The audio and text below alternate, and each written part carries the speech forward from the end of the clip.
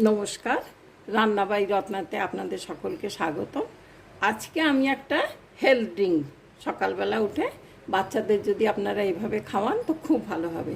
এখানে টমেটো, এটা বেদানা, এটা বিট আর ওটা তরমুজ, এই সব দিয়ে মিলিয়ে আমি একটা মিক্সিতে পুরো করে তারপরে ছাঁকনিতে ছেঁকে নিয়ে আমি গেলাসে করে জুস তৈরি করব।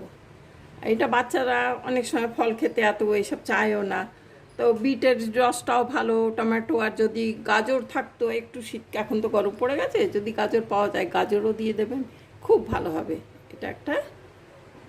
আর তার মধ্যে একটু এই কি বলে গোলাপ জল দিয়ে দেবেন একটু, বা চিনি সিরাপ, আর তা না হলে পরে এই পতঞ্জলির এই গোলাপ যে রয়েছে, ওই রুয়াবজা, যার যেটা থাকবে 1 চামচ মিশিয়ে দিলে একটু স্মেলটাও ভালো হয়ে যাবে, সেন্টেড হয়ে যাবে, বাচ্চাটাকে দেখবেন খুব সুন্দর করে খেয়ে নেবে। তাহলে আমি আপনাদের দেখাই।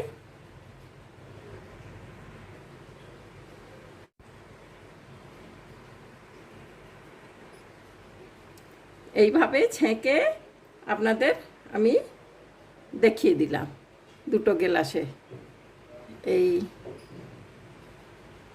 এইভাবে এই গেলাস, কাঁচের মানে গেলাস আর কি। তো যাই হোক, দেখতেও খুব ভালো লাগছে, বাচ্চারাও খুব খুশি হয়ে যাবে এরকম পিঙ্ক হেলথ ড্রিঙ্ক খেতে ওরাও। আর যদি এই গেলাসে না চান তো আপনারা ট্রান্সপারেন্ট এইভাবে গেলাসেও দেবেন, খুব ভালো লাগবে দেখতে।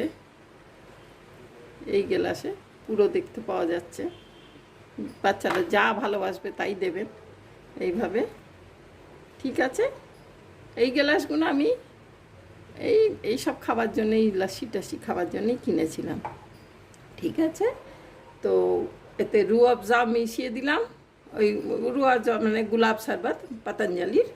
তো ঠিক আছে, আপনারা গোলাপ জলও মেশাতে পারেন বা একটু চিনির রসও মেশাতে পারেন, চিনি সিরাপ যদি থাকে। আর যদি না হয় তো, যদি চিনি টিনি না খাওয়া পছন্দ হয় তো এমনি তরমুজেতে তো মিষ্টি থাকে, এমনিও দিতে পারেন, কিন্তু বাচ্চারা তো একটু মিষ্টি খেতে চায়, সেই জন্যে। তো ঠিক আছে, আজকে এই আমি পিঙ্ক হেলথ ড্রিঙ্ক দেখালাম, এবারে গ্রিন হেলথ ড্রিঙ্ক দেখাবো আর কি। ওকে, ঠিক আছে, নমস্কার, ভালো থাকবেন, আশা করি আপনাদের ভালো লাগবে। ঠিক আছে, আজকে এখানেই রাখছি।